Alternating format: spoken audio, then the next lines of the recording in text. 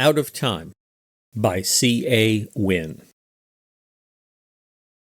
He was having that dream again, the one where he's dying.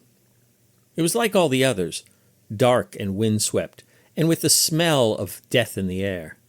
A fresh shelling had just occurred before the onrush from the enemy lines. Sweat weighed down what remained of his uniform. He could see the flashes of light approach from the east. Someone nearby screamed orders. Others recited some litany. His mind raced through prayers he'd long ago forgotten. "Diggs!" Private McHale called. "You there?" Private Diggory Beddoes didn't dare respond. It might wake him from the dream. At least here he could be certain of waking. When his eyes opened, he'd find that bleak landscape was very real. The stench of bodies and gunpowder would be everywhere. At least here he could smell his own sweat. It reminded him of home and long walks with Heather. His dream erupted with explosions. A concussion threw him back against the western side of the trench. His rifle remained behind, resting in the mud across from him. He tried to rise, to force himself toward it. His body wouldn't move. Over the hill, the enemy streamed like demons, their shouts fading between blasts. Their bayonets reflected the flashes that killed without discrimination. Their eyes remained shrouded behind shadow. Before he could rise, Diggs felt the metal tear through his skin. Sometimes the dream included many such entries, his arms and torso torn apart. This time, a single shot pressed into his chest, like the kick of a mule. He could feel his body sink into the mud of the wall. He could hear his bones crack, the stab of pain a jolt through his body. He remained still, a witness to the charging horde. They stepped on him and around him, indifferent to the life expiring within him. His eyes captured the still sky behind them, a hellish image left for no one to recall. How often had he died this way? He couldn't remember. Of course, he knew he could only die once. There would be only one way this life would end, one final repose. The dream was little more than a reminder that it would happen. Would or had, he was no longer sure which. Diggs opened his eyes to gray silence. The best he could tell, this was a remote, cloud-covered mountaintop. There were no sounds around him. There was no detail either, no rocks, no vegetation, just a foggy wasteland of stillness. He reached for his chest. There he found no blood on the tattered uniform, no outward signs that he'd been shot. But for the state of his uniform, he might have imagined it was all just a dream. "I have removed you from time." The voice sounded distant and near all at once. It was breathy and male, muffled in the fog. "Where am I?" Diggs asked. The response swept over him in a rush of air. "You are nowhere and everywhere." Without being aware of it, Diggs pushed out his lower lip. "See here now, I demand to know where I am." The voice came through the fog as though a part of it, soft, moist, and heavy. "Perhaps it would be easier to explain when you are." "I'm not in the mood for riddles," said Diggs. Nearby, the fog began to swirl. Diggs stepped back a few feet before checking his footing. The ground, if he could call it that, seemed to go on indefinitely. When Diggs looked up, a man appeared in the mist. The figure stood a head shorter than him, slightly hunched forward with age. The old man's gray robe blended in with the fog. His long white beard wreathed a weathered face. Bright blue eyes stared from behind hooded lids. "What sort of joke is this?" Diggs demanded. "Joke?" The old man's voice was the same, though now it was clear that it came from him rather than the mist. "Yes, joke. Who are you?" Diggs moved forward, attempting to menace the old man.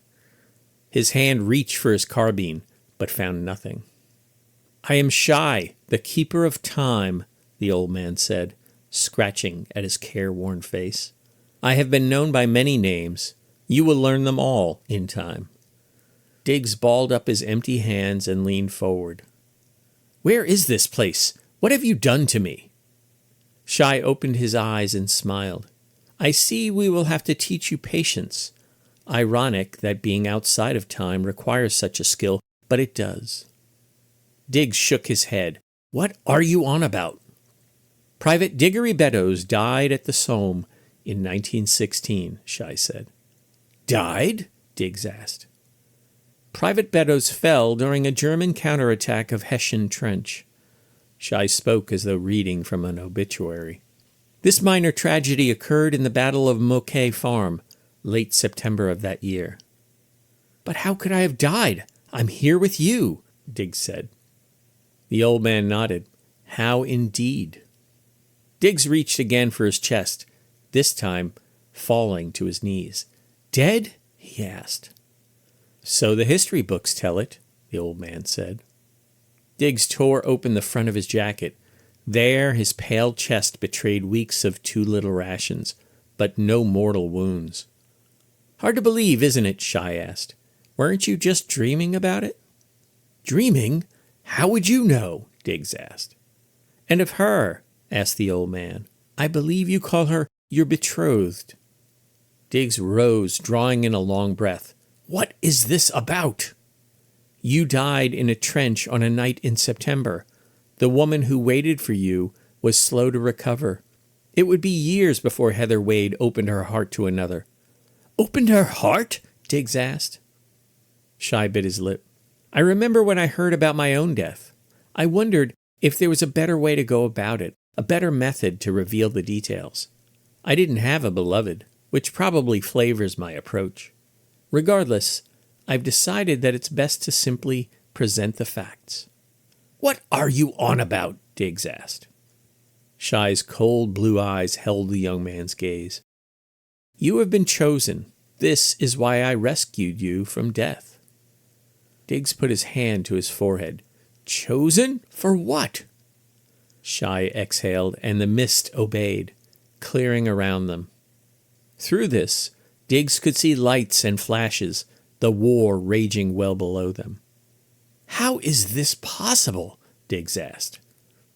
"How do these millions slaughter one another?" Shy asked. "I stopped wondering that long ago."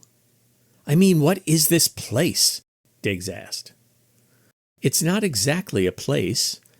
We are not above that battle. Instead, we are outside of that time," the old man said. Diggs noticed tears sliding down his cheeks. He wiped at them. "I must really be dead."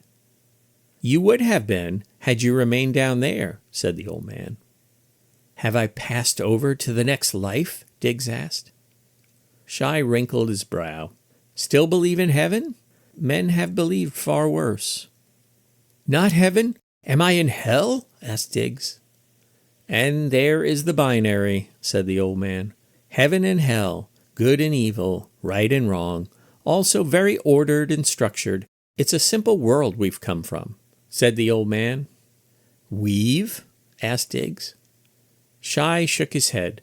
"I thought I made it clear that I, too, was a human. In fact, I came from your future, or what would have been your future had you survived your injuries." "You haven't made anything clear," Diggs said. Shy's lower lip protruded. "I see. Well, let's remedy that." Shy snapped his fingers, and the scene below faded into darkness, replaced by the fog. The fog, in turn, morphed into an urban setting like none Diggs had ever imagined. They stood on a paved street that stretched into the distance in opposite directions. Above them towered tall buildings of concrete and steel. Empty storefronts and entrances lined the street as far as Diggs could see. "Now where are we?" Diggs asked, his head tilted back to take in the towering structures. "In my time, this city is called Neo-Hatton," Shy said. "You might have called it New York or across the pond." "The Yanks are the cause of this?" Diggs asked. "The Yanks have caused many things, but they have little to do with you and me and our burden," Shy said. "What burden is this?" Diggs asked. "My story is similar to yours," Shy said, My bloodline ended here in Neo-Hatton. My impact on time was negligible. That's according to the history books, anyway. I suppose you dying on a hill in northern France might have left more of an impression. It didn't, by the way, despite Miss Wade's efforts. What does Heather have to do with this? Diggs asked. Very little, I'm afraid. Not that she didn't try. She never accepted your death, Shy said. You told me I'm not dead, Diggs said. Right, but according to history, you died in that trench. Many victims of war remain nameless. Since your body was not found, she had nothing to grieve over, said Shy. Tears returned to Diggs's eyes. My dearest Heather. This is taking us from our task, Shy said. Diggs began sobbing and covered his face. Shy lifted a hand and rested it on the young man's shoulder. After several minutes, Diggs stepped away, wiping at his face with the back of his sleeve. I'm terribly sorry. I don't know what came over me. It's to be expected, Shy said. You've just been told the woman you love will never see you again.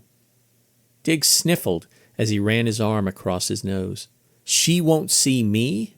Do you mean I can see her? Of course, as often as you like. The city scene evaporated around them, replaced by a dark bedroom where a young woman lightly snored. This is her room, Diggs exclaimed. The very same, Shy said. Diggs knelt beside the bed and reached to brush the young woman's hair aside. Darling. She can't hear you, can't see you either, Shy said. Why not? Asked Diggs. I told you before, we're not in her time, Shy said. Blast it, man! I can see her perfectly, said Diggs.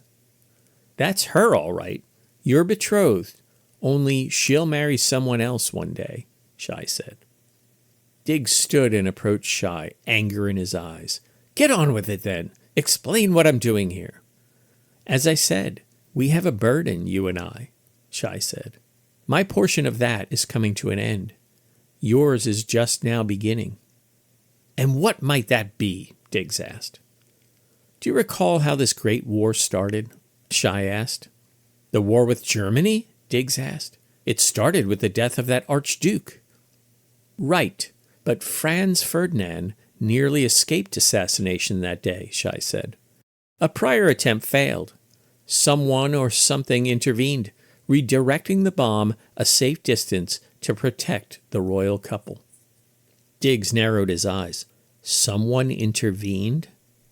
I am not able to identify the culprit, but their goal was to thwart the assassination, to remove the act that led to the first global conflict, Shy said.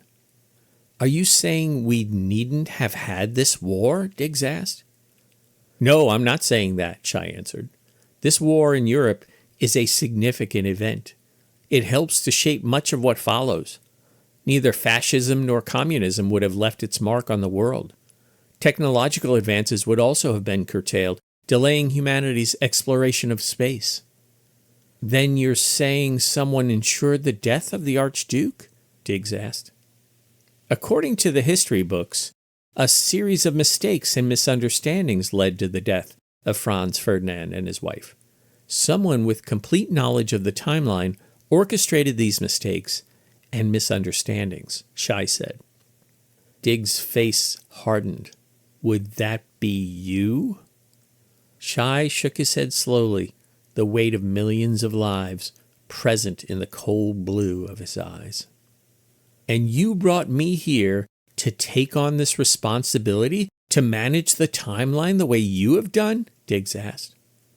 You were selected from among thousands of candidates, Shy said. I don't care if it were millions. I won't do it, said Diggs. Shy became very solemn. You understand that refusal means death in the French countryside. You offer me the murder of millions in exchange for my own life? Diggs asked. And what of my dearest Heather? My refusal means she will be spared not knowing what became of me. Are you saying you choose to return to the battle? Shy asked.